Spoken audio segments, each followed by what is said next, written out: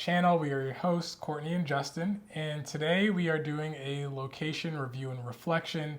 We do these videos once a month and we talk about what it's like living as a digital nomad family in a specific city. Yes. So we already have one that we did for Playa del Carmen, Mexico. We'll link that up above somewhere. And today we're going to get into Medellin, Colombia. Before we talk about Medellin, let's go over the criteria that we will be using for not only this video, but for the other videos in the series. So the very first thing that we will be discussing for each of these is going to be climate. So that's going to be weather, scenery, literally all of that, flora and fauna, if that's sort of like your vibe, but talking through that, because it's really important when you're trying to decide where to go. The next thing that we'll talk through is transportation. So that's going to include walkability, public transit, all of that good stuff. How do you get around? Infrastructure is super important. So schools, hospitals, roads, Wi-Fi, all of that really practical stuff, especially when you're like us. You have kids, you have strollers, you're working remotely, all of these things need to be in place. From there, we'll pop over to the general like family friendliness of it, right? Do we feel welcome? Are there parks? Are there playgrounds? Do we see kids out and about? This sort of thing. And then finally, just a vibe check, particularly because we are a Black family traveling the world. Do we feel welcome there? Is it, racist? What is the safety like? And, did we find the people to be warm and welcoming or not so much? Yeah, so earlier this year we spent a couple months in Medellin, Colombia, and we really went there for the climate. Yes. That was one of the biggest things that attracted us to Medellin, year-long spring weather. And when people said spring weather, we kind of felt like, okay, it's going to be in the low 70s for most of the time that we were there. No, it was hot. It was a good 80 degrees almost every day, but it wasn't like sunny every single day. It was kind of cloudy and overcast some days. It does rain like once or twice a day in Medellin, but it's like that off and on, coastal rainy weather. So it wasn't too bad. We really enjoyed the weather overall, hands down. That's one thing about Medellin that I think is interesting is it feels almost like you're on like an island. Like it feels quite tropical, even though you're inland and like in the valley. Yeah. I think that was like very new to me. And then the other thing, being the city of eternal spring, I felt like it was a little hot. It felt like summer to me. Me personally, felt like summer to me. But I think that's something we've realized too as we travel is like once you like acclimatize to an area, it's just very different. The other thing I think about Medellin's climate that's really important to point out, it's gorgeous. Medellin's beautiful. Most of Colombia is beautiful anyway. They have a lot of really high biodiversity, but like the hills in Medellin and like the views that inspires, and then the fact that it's like in a valley and you have like all of the mountains around it, absolutely gorgeous. Yeah, you cannot get enough of the views. Let's go back. Let's go back. He's been itching to get back to Medellin. I don't know. Yeah, Medellin is nice, and like I enjoyed the weather. I think that's one of the biggest reasons that we were drawn there, and honestly was not disappointed. Transportation. So this is actually one of the bigger reasons why we're not currently in Medellin. I'll start with just the fact that it's not a super walkable city. There are little walkable pockets, walkable areas where like it's flatter, but due to, again, the climate, the hilliness of it all, like these inclines are inclining. Yeah. And we just wanted to be somewhere where we can really just walk without, breaking a sweat and doing lunges to and from the grocery store. Yeah. I will say it's important to note that we stayed in El Poblado and Envigado. So those are on the east side of the city, and those are not walkable at all. So and all of Poblado is very hilly. It's beautiful. It's gorgeous. It's where all the tourists, all the expats go. What's the Golden Mile? The Golden Mile is like one street that is kind of walkable, but even so, like it's very much a car city. Yeah. And we felt that it's loud. There's motorcycles going by everywhere. And, we wanted like more quiet walkability, more like pedestrian only streets that we didn't really see in Medellin. When you go over to Laureles, it is walkable. Like Laureles was walkable. We only explored there for a day, so we didn't spend too much time there. So you can find those walkable pockets, but for the most part, it was very much like let's get in an Uber, let's, get in a taxi, whatever. And speaking of Uber, Uber is illegal in Colombia. Oh, Is yeah. it all of Colombia or just I Medellin? think it's all of Colombia. It's all of Colombia. Technically illegal. Yeah, it's technically illegal. So, taxis are preferred. The thing about Ubers is, though, like with some Uber drivers, they'll ask you to sit in like the front seat, right? So it doesn't like look like Uber. Yeah. Just like some smaller things like that where there's like a little bit more covert. But I mean, I don't think we didn't have any trouble We had no issues taking Ubers. We didn't have problems. But I think especially like to and from the airport is like one of the bigger places where people say that you have to be just a little more careful because there's more security and people are like literally looking out for these sorts of things. Yeah. And I think when it comes to transit, like as far as trains, buses, like they do have a transit system in Medellin. It wasn't as vast as we'd like. It was more of like an train? It was an above ground train. Oh, they have the above ground. So they have the above ground train. It's kind of like MARTA in Atlanta. Like it takes you to specific spots around the city, but not everywhere. Yeah. And the buses, I don't really remember seeing. I think we did see some buses. They were kind of crowded. They looked really full. But we did not take the bus, so we can only really speak on like walkability and taxiing. But because there's the cable car too. There's the cable car, yeah. If you are going further up into the hills too. Mm-hmm. So there are plenty of ways to get around. I think it's very much just like, what's your preferred method? Yeah. So if you are traveling and you don't mind hopping in and out of like a taxi or an Uber or something, you're going to be good. If you are planning to live there and you want to like buy or rent a car, like you're fine. Good luck driving on those hills. Oh yeah, especially standing. And I drive. Cars are manual. I drive everywhere, but one place I would not drive is Medellin. No. Like I would have to get used to driving there. The hills, the way that they drive is crazy. Like compared to Mexico, it's crazier than Mexico. So it's nuts. yeah, I wouldn't drive in Medellin. They drive but like they're in Jamaica.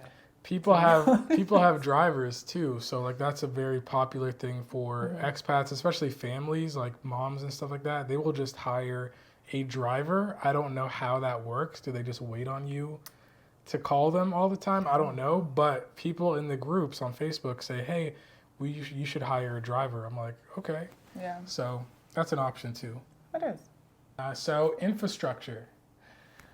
So I think I found the infrastructure in Medellin to be pretty good as far as like seeing hospitals, seeing like malls and actually visiting some of the malls. The schools looked very, very good, to be honest. Like I do think it has great infrastructure. It's a major city, so it's the second largest city in Colombia. And they've had Bogota? I think it's behind, Yeah. population-wise. Yeah. So I know that since they've had an influx in tourism, Medellin has gone through a whole restructuring, gentrification, all that kind of stuff since like the 90s. They've done a great job of adding more infrastructure, in my opinion. Yeah. Yeah, I think Medellin was great. We didn't go to any hospitals. Thank God. Yeah. But as far as like just feeling like you have everything you need to just live your life, which I think is the kind of overarching like infrastructure sort of thing. Yeah. It was good, right? Like the roads are good, high quality. The buildings were in like good condition. Yeah. Internet was stable. Yeah, the internet was we stable. I went. don't think I had. There's a lot of co-working spaces Yeah. to go work if you need to. Gyms, their gym culture is very high. Like you will not have a problem finding a gym, and everyone seems to be relatively healthy.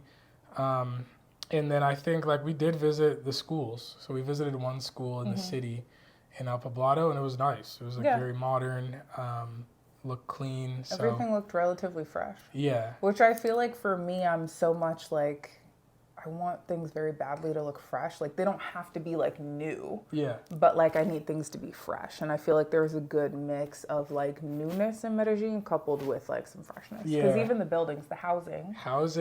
That's another thing. The way that the housing is structured in Medellin, I think even in a lot of Colombia after going to like Bogota, is very much like you have your apartments or your condos and they're kind of like enclosed. So you just see kind of like the facades and like backs of the building, and then inside you'll have like your park or your playground like you would at like an apartment building. There's typically like a security desk, some underground parking, all that sort of thing. But Even with those, like it's a lot of just like the buildings still look very fresh, even when you can tell that they're not like super brand new. Yeah, it's actually one of the things I really loved about Medellin is the number of luxury apartments that you can find. Like, they were He's nice. still stuck with his Like, apartment. I'm talking about like hot tub on the balcony, like, huge spacious penthouses, and you can find them for a relatively affordable price. So I'm just saying. But you can't like walk anywhere. Can't. So He's yeah, like stuck with the his apartment we stayed in, like it was one of those brick buildings, right? It was like 5 different units in one apartment complex, and yeah, trying to like it took you like 10 minutes just to get out of the apartment complex, so it's not my favorite type of setup. But again, if you had a car, I mean, like Medellin is great. So the next category we have is family friendliness. So overall, what kind of things are there for kids? Like, are there parks? What is it like to just be a family in these places in Medellin? And to the point about the buildings, I think because there is so much enclosure with like the neighborhoods or the apartment complexes or whatever, we struggled to find just like parks and like open, like fresh, nice, like outdoor spaces where like you can just be a family or where the kids can hang out. I think there was like one little park we saw like was that in Poblado? Somewhere down there in Poblado? But it was like it was a business park. City. Well, the one city by park. it was like a city park, right? So it wasn't new, it wasn't fresh. It looked kind of like yeah. And then there was another park we found, but it was attached to like an office building complex, and it was cute. There were like some food trucks. But getting there was like you had to taxi. Yeah, getting there you had to taxi. So I think like as far as like the ease of just being like out and about, you wake up on a Saturday morning and you're like, I don't want to have to bother with like a taxi or an Uber, but I just kind of want to like go somewhere and exist and be with my kids. I don't know how many great options you have unless you're headed to a mall. Yeah, the malls were off the chain. We went to 2 malls. I think one was Santa Fe, and I can't remember the name of the other one, but they were in Poblado, Envigado area, and oh my God. Really nice. The most luxurious indoor, outdoor, like huge mega mall I've ever seen. So you could spend more than a whole day at the mall in Medellin, so plenty of options there. We did notice that they had a lot of gymborees. Yeah. For babies, so like I think we were gonna take Whitley to like a couple of them, but there's a lot of indoor activities for kids to find and do in Medellin. They just take more planning, and I do think like somebody had mentioned in a Facebook group that kids don't play like as freely outside as we noticed like in Mexico or in Brazil. Yeah. In Medellin, it was a lot more like planned activities for kids, and the kids were very like dolled up. You know what I mean? Like, it's very formal. They're in their formal wear, yeah. They're very formal. A lot of bows and fresh haircuts and like... Yeah, we've heard that a couple times from people that live there. So it is family friendly, but I think the vibe is definitely more like formal, planned events, planned birthday parties, indoor spaces. Not mad at it. And I think for a lot of people, that probably just works better. Because you can like schedule these things, like everyone's not just like constantly moving around and chaotic like we are. Yeah. I think it depending on the barrio, the neighborhood that you choose to stay in, it also makes a big difference. Like we talked to our friends, the Cultured Carters, shout out to them. Hey. They didn't like Poblado at all, and I want to hear what you think. But like Poblado is very much like a party environment, and Medellin has been known over the last couple of years to be more for like partying, for like men to go down there, right? So like I do think there are more family oriented areas, and maybe the touristy areas maybe just aren't as family friendly. Yeah, I think it's important to note like for Medellin, with it being such a hub for like digital nomads here in the last couple of years, I'm sure that that's impacted a lot. I know that there's like a gentrification problem right now. Like locals have been very outspoken about that. A big tourist hub, and yeah, like big parts of the city like Poblado, because I think it's the most popular, right, in particular, have seen the effects of this wave of digital nomadism. I mean, we did do our due diligence exploring like Envigado, Laureles, and there's like one other area, I think, to the north that we looked at. And I think like, yeah, those other areas are definitely going to be more family friendly because the digital nomad crowd that Medellin specifically draws, it's not a family crowd. It's just not.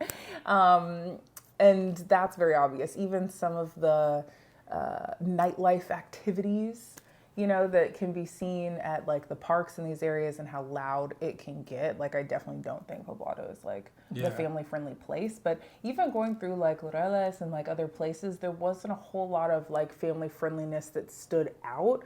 I think it was just more so those other factors that are linked to like tourism and like digital nomadism and like passport bros and all of that kind of stuff was like removed. Yeah. So they felt a little more neutral, but not necessarily more like family friendly from what we experienced. I agree.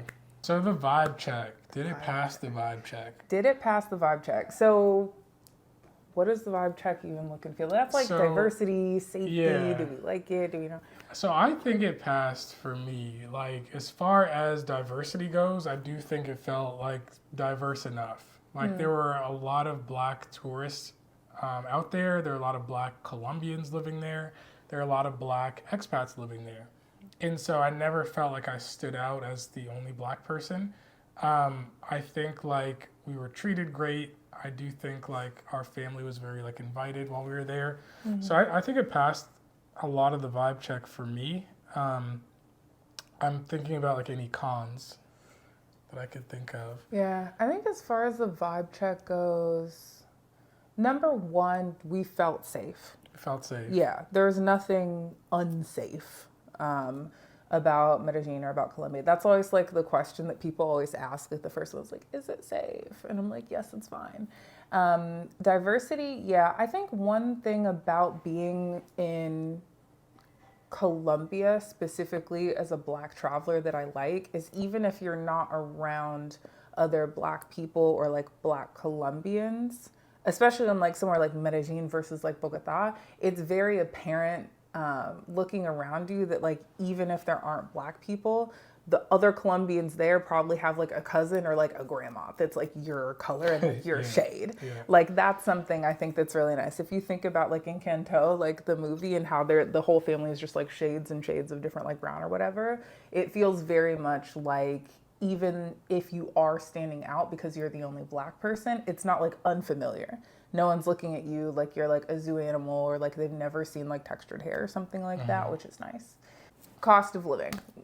How much money does it take to live in Medellin? I will say with cost of living, anywhere, any city, it's going to depend on who you are, how you like to spend, how you're comfortable, all of that, just to get that out of the way. To get that out of the way. I think one big stark difference with being in Medellin is the cost of goods and services with USD is so low. I was shocked. And I think like even we ordered like sushi, a lot of sushi, because I'm an over orderer, which is fine. Some people are over ordering. Yeah, it's okay. And I'm talking like rolls and rolls of sushi, rice and rice and rice. And even after delivery, it was like $30. Yeah. Like just stupid cheap. Yeah, you got your nails and lashes done, right? Yes, I got my nails done. I got my lashes done, full set. Did I get my feet done too? I got my eyebrows done. So my eyebrows, lashes, nails, all of that together was like $80. We're talking like full manicure, full set of lashes, and they like I think tinted and tweezed my eyebrows. I mean, I got a haircut, probably $15 US. Groceries, I remember the groceries being affordable depending on where you shop, and the price of apartments and housing, like we stayed in an Airbnb, but we also toured a couple apartments as well. And those were pretty affordable for what you get. Like you get a nice new modern updated condo, 3 bedrooms, 2 bedrooms for like what, 1,500? Yeah. 1,600 US. Can be cheap. And I want to be careful using the word like cheap and like good cost here because again, just to say it. Yeah. We have USD, we're in Colombia. So it's not to say that like Medellin just is cheap, but it's saying these things with USD and the relative affordable prices or whatever. Yeah, for the amount of money that we will make in a month, like I do think that would be a great place for us to save on cost of living. I don't know how much you'd need, but like we're a family of four, so we do need like a bigger 4 whole people. accommodation. And I think you could probably get away with like $2,500 a month for a family, 3,000 a And month. I think the big thing there too is, and we face this every time we go to like look at like rentals, renting furnished versus renting unfurnished is going to make That's like a big difference. a really big difference. Yeah. So I've even seen like some nice, we're talking like decent nice, not the penthouse with the rooftop and the pool, these are, but you know, some decent nice like 3-bedroom places unfurnished, like $500, $600, $700 a month. Oh yeah. Like 3 bedrooms unfurnished, $500, $600, $700 a month. Especially if you sign a longer lease. So cost of living was really great. Yeah. Compared to Mexico, it was cheap. It was low. It was cheaper. Yeah, I think Medellin is probably like the cheapest place we've stayed. Yeah, I think so. Yeah, I think so too. And also, just for anyone, if you're looking at housing in Colombia, there's a site called Casa Col, where you can go and just get a feeler, get a gauge for what kind of like apartments and rentals there are on the market. Yeah. And then also for more cost of living, not just for Medellin or Colombia specifically, but in general, you can go to numbio.com. So we'll put that in the description in case you're kind of like wanting resources or better examples than like lashes and nails for how much things cost. So yeah, we'll make sure that y'all get that. All right. So who do we think Colombia or Medellin, Colombia is for? Who is Medellin for? I will say right off the bat, if you don't have kids, Medellin is probably a dope place to live. You know, you have so much to do as far as nightlife, as far as restaurants. There's a great expat community, Black expat community already there. But like, there's a lot to do in Medellin, and if you don't have to worry about putting your kids in an Uber, you can Uber all day long. Because the Uber's cheap. The Uber is very affordable. So like, I think Medellin is great if you're single, if you're a couple, to hang out and be digital nomads for a minute. Yeah, I would definitely agree. I think, and very obviously, Medellin can work if you have kids. It can. Anywhere can work if you have kids and you like want it to work. Like kids live there, kids are born there, it's fine if you have kids. I think you're gonna have the optimal experience if you don't have kids. And I think that's because a lot of like what Medellin has to offer, even talking about day trips, things like Guatapé or like some of like the waterfalls or the hiking, taking advantage of like the biodiversity of Colombia, especially maybe if your kids are older but not younger. I think there's just more to see, more to do. Like the more freedom of movement that you have in Medellin, the better off you're going to be. I agree. I even think older people whose kids are adults, right? Like if you want to retire in Medellin, I did see like there were a lot of people that were maybe in their 50s approaching retirement age. Is that like the people we toured the apartment? Yeah. Like Swiss and Yeah. So I think they spent half their time there. There's a Black-owned bar in Poblado. It's like a breakfast spot, but I think it's owned by like a retired veteran Black man. So like there are a good group of like Gen Z folks running around, Gen Xers running around, and so like you can have a good time there too if you're like looking to retire somewhere. Yeah. I think also the nice thing about Colombia is that like it's not a tiny country, but it's easy to kind of get around. So if you want to go to like Barranquilla for like Colombia, or what do you? For carnival. If you want to go to Barranquilla for like carnival, or if you want to go to like Cali to take like salsa class, or you want to like pop over to Bogota or Cartagena or whatever, that's another really big advantage. Is like Medellin is like kind of centrally like located there, so you can pop around. I say if you're someone that likes to explore, if you're someone that likes adventure, if you don't have kids or maybe you have like older kids. Colombia or Medellin specifically is like a great place. Also, if you're one of those people where you're like, I need to get out of the US, but I have to like stretch my funds, I think Medellin is a great option for you Right. as well. They do offer a digital nomad visa. The cost of living, if you're bringing in like USD, CAD, euros, whatever, is like nice and low. So yeah, a lot of people think that like they really want to leave the US, especially a lot of Black people, and they think they need some like 5 or 10 year plan because they need to be making X amount of money in the second and the third. And I think if you're in that boat, taking a look at like what your expenses could look like somewhere on the cheaper end of the spectrum, like Medellin, could be for you. Yeah. Yeah. Agreed. Okay. If you have been to Medellin, if you have any thoughts, feelings, questions, or if there's something that you wish we had touched on in our location review and reflection, drop us a comment. Again, this is a series, so there will be a whole playlist, and we will see y'all next time. See you next time.